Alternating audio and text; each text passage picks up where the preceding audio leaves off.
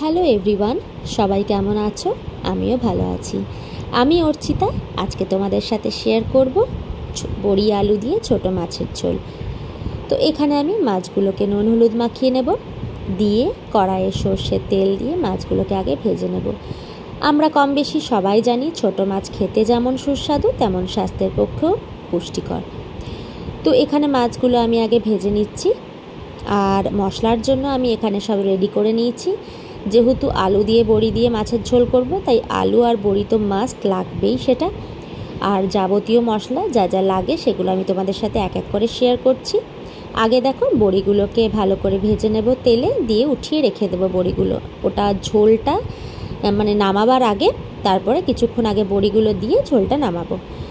তো সেই বড়ির ভাজা তেলটাতেই এখানে আমি দিয়ে দিচ্ছি গোটা জিরে ফোড়ন, তারপরে দেব আদা কাঁচা লঙ্কা বাটা, টমেটো, হলুদ, নুন, স্বাদটাকে ব্যালেন্স রাখার জন্য একটু সামান্য মিষ্টি, জিরে গুঁড়ো, ধনে গুঁড়ো, ব্যাস আর কিছু না।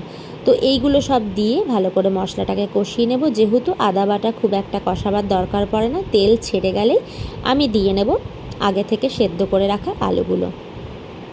তো এগুলো জাস্ট এগুলো যেহেতু আলুটা সেদ্ধ করা আছে, তাই বেশিক্ষণ এটা নাড়াচাড়া করব না, হালকা নাড়াচাড়া করেই জল দিয়ে দেবো।